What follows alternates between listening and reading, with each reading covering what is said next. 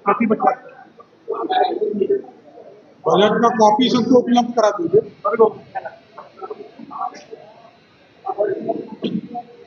जी नमस्कार। आज बिहार के 2025-26 के बजट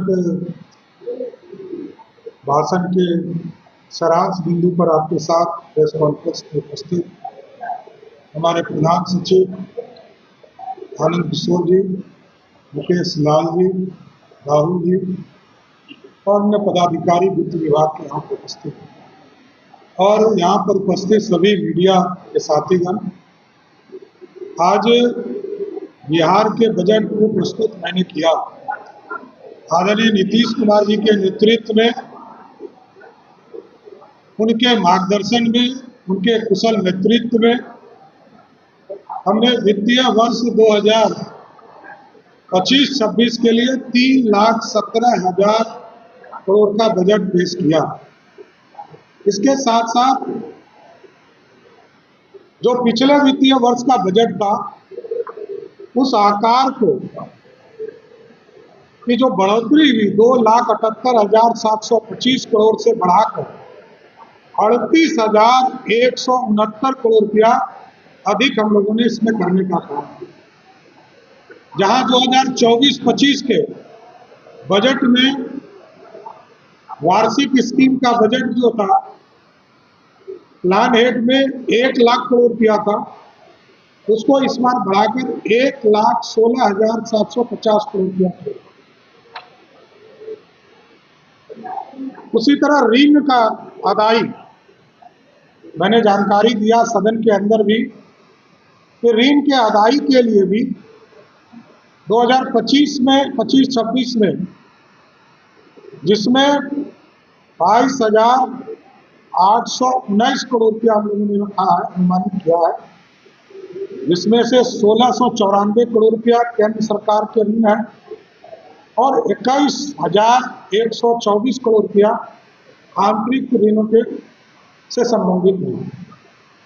ऋण और पेंशन के सेठियां राज्य सरकार द्वारा 1,543 करोड़ का ऋण दिया जाना प्रस्तावित है। हम लोग स्टूडेंट क्रेडिट कार्ड में लगभग 1,000 रुपया देंगे। लघु उद्योगों के लिए 395 करोड़ रुपया, बिजली कंपनियों को 78 करोड़ रुपया, सरकारी कर्मचारियों को 39 करोड़ रुपया, परिवहन सेवा हेतु 30 करोड़ रुपया और पूर्व में दिए गए ऋण की वापसी से राज्य सरकार को 525 करोड़ रुपया की राशि प्राप्त होगी। इसका अनुमानित है, इसके हिसाब से 1,017 करोड़ रुपया हम लोगों ने प्रस्ताव किया है। इसके साथ साथ कई योजनाओं का घोषणा भी हम लोगों ने किया है। भारत सरकार से जो राशि मिलने हैं उसके बारे में भी हमने बताया है कि पिछले वित्तीय वर्ष 24-25 में 1,13,011 करोड़ रुपया हमें अनुमानित है मिलेगा, जो 2025-26 में ये बढ़कर 1,38,515 करोड़ रुपया हमको अनुमानित है। उसके साथ साथ कई घोषणा आज हम लोगों ने किया है, जो महत्वपूर्ण घोषणा,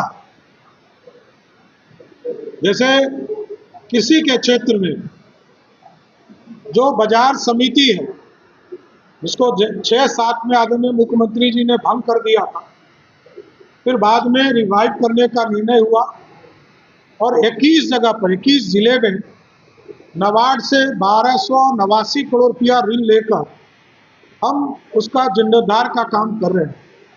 लेकिन हम लोगों ने तय किया है कि अब 21 नहीं, 38 जिले के बाजार समिति उत्पादन बाजार प्रांगणों को हम आधुनिकीकरण करने का काम करेंगे और समुचित विकास करने का काम करेंगे।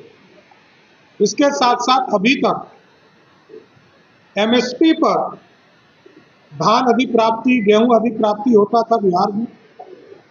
इस बार हम लोगों ने तय किया है अरहर का दाल, मूंग का दाल, उड़द का दाल, इसको भी एनसीसीएफ के माध्यम से, नेफेड के माध्यम से, कोऑपरेटिव के सहयोग से, पैक्सों के सहयोग से इसका भी एमएसपी के आधार पर हम लोग खरीदारी करने का काम करेंगे।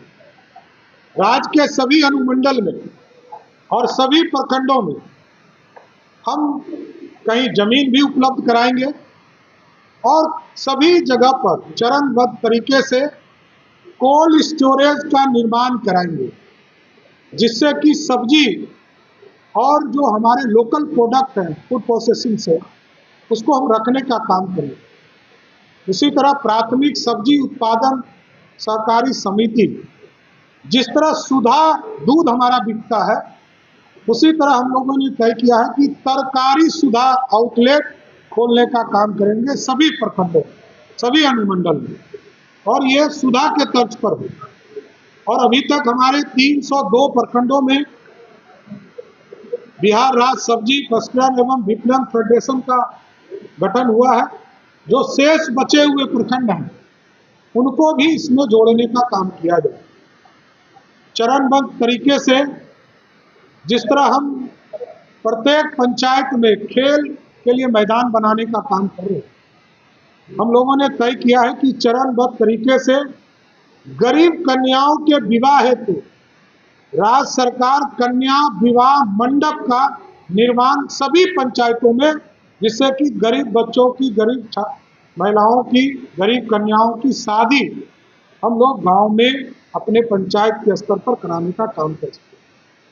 इसके साथ साथ पटना में महिला हाट की स्थापना की जाएगी। अन्य सभी बड़े शहरों में व्यापार जो हमारा स्थल है, वेंडिंग जोन जो है, वहाँ महिलाओं के लिए स्थल को चिन्हित किया जाए और वहाँ सिर्फ महिला ही उस वेंडिंग जोन में व्यापार करने का काम करे। उसी के साथ साथ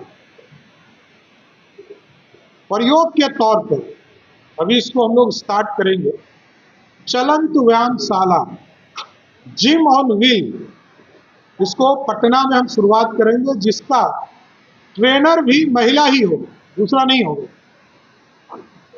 इसके बाद राज्य के सभी शहरों में महिलाओं के लिए पिंक टॉयलेट की स्थापना की जाएगी और प्रथम चरण में 1 महीना के अंदर 20 पिंक टॉयलेट स्थापित किए जाएंगे।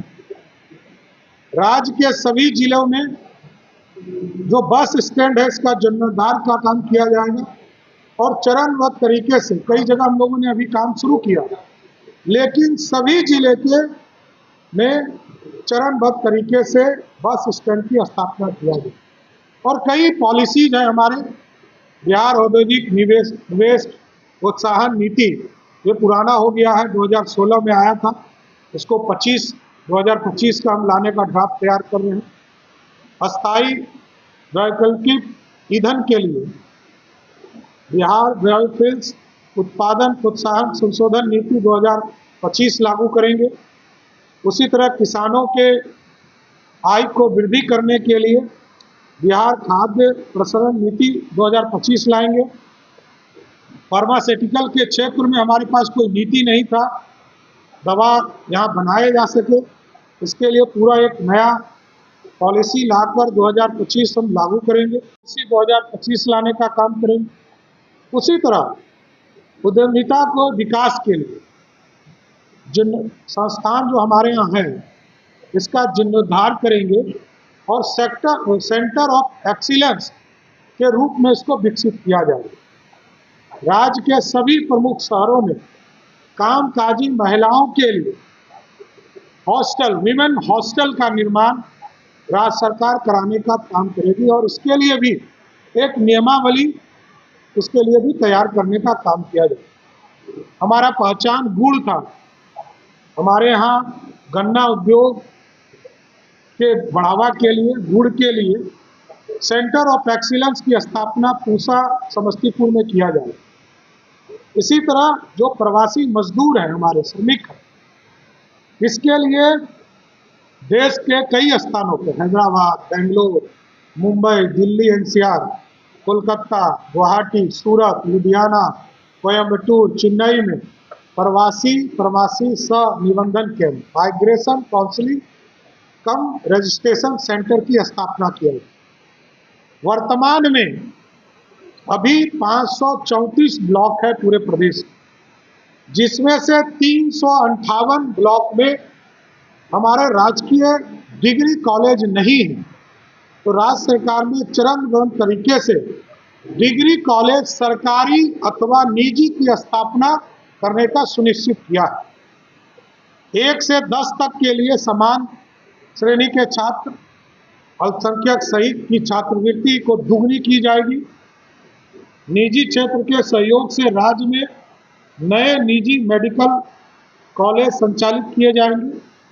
जो हमारे मेडिकल कॉलेज बने हैं उसको भी हम निजी भागीदारी से चलाने का काम करेंगे। जिस कॉलेज में दिक्कत होगी नए मेडिकल कॉलेज में, हम उसको चलाने के लिए निजी भागीदारी भी लेने का काम करेंगे।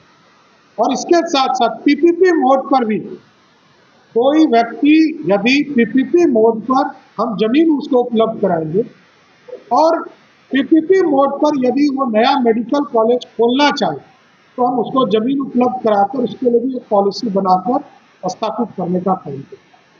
राज्य के बड़े अनुमंडल, जहाँ एक बड़ा अनुमंडल पड़ता है, कई विधानसभा है, तो ऐसे जगह को चिन्हित करके वहाँ एक अतिरिक्त रेफरल अस्पताल का निर्माण किया जाए। राज्य में लोक स्वास्थ्य प्रबंधन संवर्ग का सृजन किया जाएगा। संपूर्ण राज्य में शहरी क्षेत्र के विकास के लिए विशेष रूप से वंचित वर्ग के लोगों के लिए स्लम क्षेत्र इत्यादि के लिए नगर चिकित्सा केंद्रों की स्थापना की जाए। प्रथम चरण में राज्य के सभी 9 प्रमंडलों के जिला मुख्यालय में 108 चिकित्सा केंद्र की स्थापित किया जाएगा। कैंसर जैसे गंभीर बीमारी की रोकथाम हेतु इलाज हेतु बिहार कैंसर केयर सोसाइटी की स्थापना की। और बेगूसराय जिले में सबसे अधिक कैंसर के मरीज पाए जाते हैं, तो हम लोगों ने तय किया है कि बेगूसराय में एक कैंसर अस्पताल की स्थापना की। उसी तरह मुख्यमंत्री पिछड़ा वर्ग, अत्यंत पिछड़ा वर्ग प्री मैट्रिक छात्रवृत्ति योजना के अंतर्गत जो अभी छात्रवृत्ति हमारे छात्रों को मिलता है, पिछड़ा और अति पिछड़ा वर्ग के लोगों को, इसको हम दुगना करेंगे। प्रति वर्ष जो अतिरिक्त भार पड़ेगा वो लगभग 875 करोड़ रुपया पड़ेगा। इसको हम लोगों ने अनुमानित किया है। उसी तरह SC ST वर्ग के जो अनुसूचित जाति और अनुसूचित जनजाति के छात्रों के लिए जो राशि अभी उपलब्ध कराई जाती है प्री मैट्रिक छात्रवृत्ति योजना के तहत, उसमें भी हम उसको दुगना करने का काम करेंगे और उसमें 260 करोड़ रुपया वार्षिक अनुमानित व्यय आएगा। मुख्यमंत्री अनुसूचित जाति एवं अनुसूचित जनजाति छात्रावास में रहने के बाद अनुदान देने का काम 1000 रुपया किया जाता है, उसको हम बढ़ाकर 1000 से 2000 करने का काम नीतीश कुमार की सरकार करेगी। अनुसूचित जाति एवं अनुसूचित जनजाति की आबादी वाले वैसे 40 प्रखंड जिसमें 50,000 या उससे अधिक आबादी है, पूर्व से आवासीय विद्यालय संचालित नहीं है, उसमें 720 आवासन वाले विद्यालय की स्थापना की स्वीकृति के आलोक में 14 आवासीय विद्यालय का निर्माण वित्तीय वर्ष 2025-26 में कराया गया। बिहार के सभी प्रमंडलों में नगर राष्ट्रीय मानकों के अनुरूप खेल अवसंरचना का निर्माण कार्य प्रारंभ किया जाएगा। पटना प्रमंडल के पुनपुन प्रखंड में 100 एकड़ की भूमि चिन्हित कर भूमि अधिग्रहण की प्रक्रिया पूर्ण कर खेल अवसंरचना का निर्माण कार्य प्रारंभ करने की योजना है। और इसके बावजूद जो बचे हुए जितने भी प्रखंड हमारे हैं, जिस प्रखंड में हमारा एक स्टेडियम, आउटडोर स्टेडियम नहीं बन पाया है, उसको वित्तीय वर्ष 2025-26 में हम सभी जगह इसी वित्तीय वर्ष में उसको स्वीकृत करने का काम करेंगे। उसी तरह स्टेट डाटा सेंटर 2.0 की स्थापना की जाएगी, जिसमें कंप्यूटिंग एंड स्टोरेज क्षमता को बढ़ाने के हेतु फेज 2 की योजना बनाई जाएगी। जिसके माध्यम से आने वाले वर्षों में 500 से अधिक वेबसाइट, पोर्टल, एप्लीकेशन होस्ट किए जा सके। उसी के तर्ज पर किसी भी प्रकार का साइबर अटैक एवं प्राकृतिक आपदा की स्थापना में राज्य सरकार की महत्वपूर्ण गतिविधियां अवरुद्ध नहीं हो, इसके लिए डाटा सेंटर रिकवरी सेवा होना आवश्यक है। इसलिए disaster recovery BR and business community for Bihar state data centre परियोजना का क्रियान्वयन किया जाएगा। राज्य के प्रमुख शहरों में महिलाओं के लिए पिंक बस की प्रचलन किया जाएगा, जिसमें सवारी, चालक और कंडक्टर सभी महिला हों। इसके लिए चालक, कंडक्टर के रूप में महिलाओं को प्रशिक्षित किया जाएगा तथा बिहार राज्य परिवहन निगम से चालक, कंडक्टर और डिपो मेंटेनेंस स्टाफ के पदों में महिलाओं के लिए 33% आरक्षण की व्यवस्था की जाएगी। महिला स्वरोजगार योजना की स्थापना को बढ़ावा देने हेतु महिला चालकों को ई रिक्शा एवं 2 पहिया वाहनों से व्यावसायिक प्रचलन हेतु क्रय करने पर नगद अनुदान का प्रावधान किया जाएगा। राज्य के प्रमुख शहरों में महिला वाहन परिचालन प्रशिक्षण केंद्र की स्थापना किया जाए, जिसमें प्रशिक्षक भी महिला हो। राज्य के सभी प्रमुख नहरों के किनारे खाली जगहों तथा बांधों पर सोलर प्लांट स्थापित किए जाए। मैं गर्व से कह सकता हूं कि बिहार ग्रीन डेवलपमेंट फंड की घोषणा करता हूं। इसमें प्रारंभिक सीड फंड के रूप में राज्य सरकार 25 करोड़ रुपया का निवेश करेगी। यह फंड सीड फंडिंग की तुलना में कई गुना निवेश को आकर्षित करने का काम करेगा, जो एक तरह से कार्बन न्यूट्रल बनाने में मदद करेगा। राज्य में वायु गुणवत्ता में सुधार हेतु तथा वायु प्रदूषण नियंत्रण हेतु 100 करोड़ की लागत से बिहार क्लीन एयर ट्रांसफॉर्मेशन परियोजना का क्रियान्वयन किया जाए, जिसमें स्मोक टावर की भी स्थापना करने का काम किया जाए। पर्व त्यौहार, विशेषकर महिलाओं द्वारा संचालित छठ पूजा के अवसर पर धार्मिक पर्यटन की शुरुआत किया जाएगा, जिसमें होम स्टे को प्रोत्साहित करने के लिए राज्य सरकार द्वारा हर संभव मदद प्रदान किया जाए। प्राथमिकता के आधार पर महिलाओं को टूरिस्ट गाइड के रूप में प्रशिक्षित कर रोजगार का अवसर उपलब्ध कराया जाएगा। अभी भारत की सरकार ने, एयरपोर्ट अथॉरिटी ने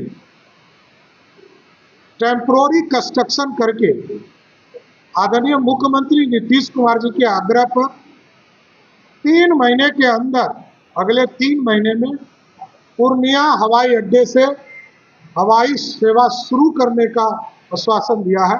इस पर भी हम आगे बढ़ने जा रहे हैं। हम लोगों ने अप्रोच रोड या और भी अन्य जो पानी की व्यवस्था है उसकी सुविधा उपलब्ध करा दी।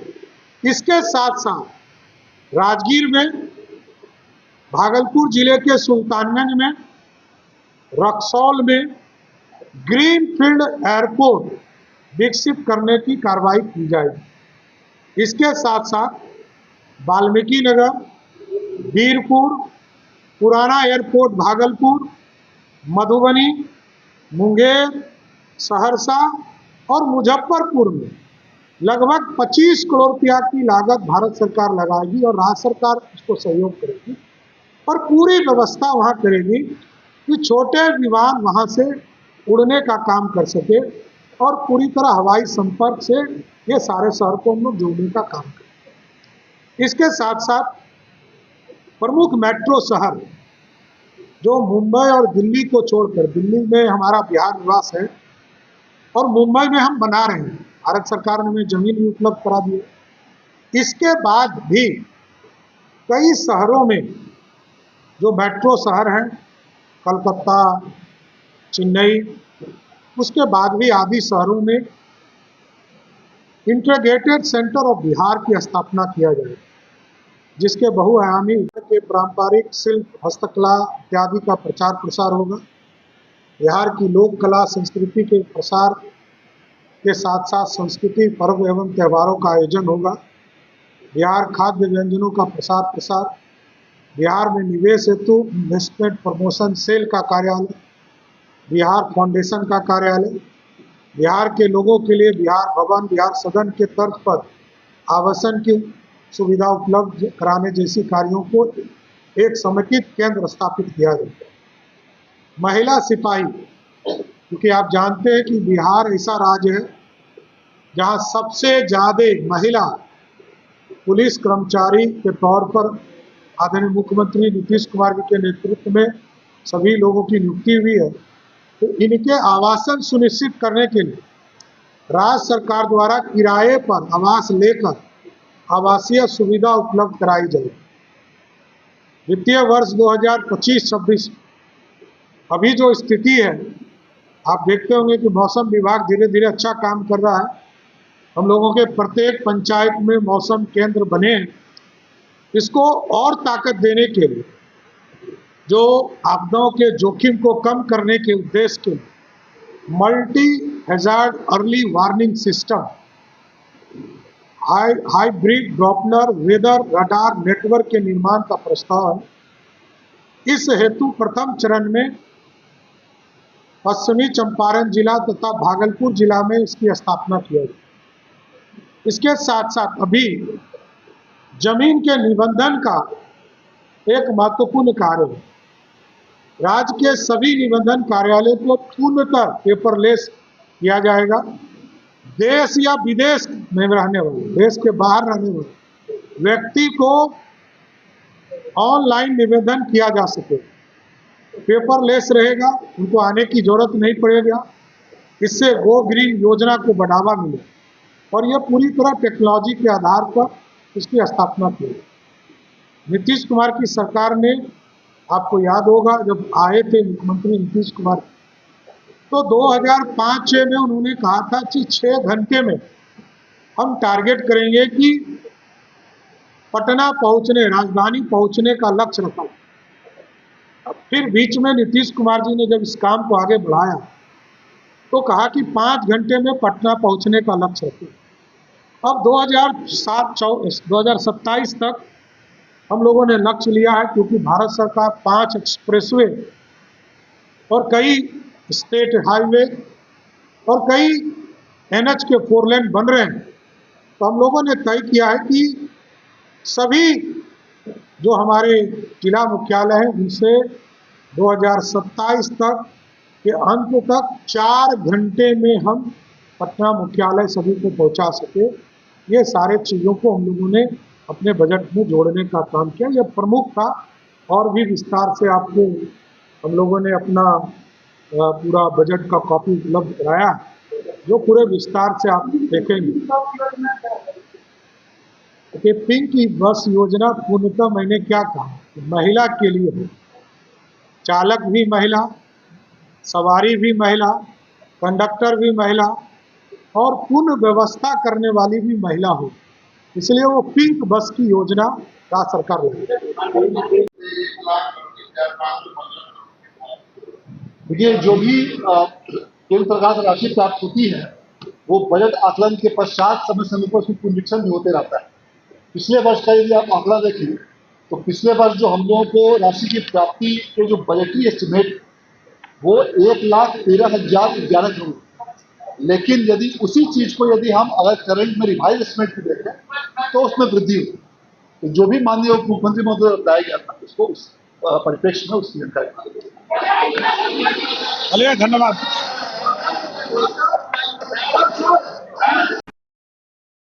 तमसोमा ज्योतिर्गमय गुरुकुल शिक्षा मंदिर संस्थान के साथ बनाए अपना भविष्य। रेगुलर और प्रोफेशनल कोर्सेज, सेकेंडरी और senior secondary courses, law, teachers training courses, pharmacy and nursing के साथ पैरामेडिकल में डायरेक्ट एडमिशन पाए। वेबसाइट विजिट करें या दिए गए नंबर पर कॉल करें। हमारा पता है गुरुकुल शिक्षा मंदिर संस्थान, कल्याण चौक, DS कॉलेज रोड, कटिहार। हमारा वीडियो अगर आपको अच्छा लगा हो तो आप हमारे वीडियो को लाइक करें, शेयर करें और हमारे चैनल को सब्सक्राइब जरूर करें।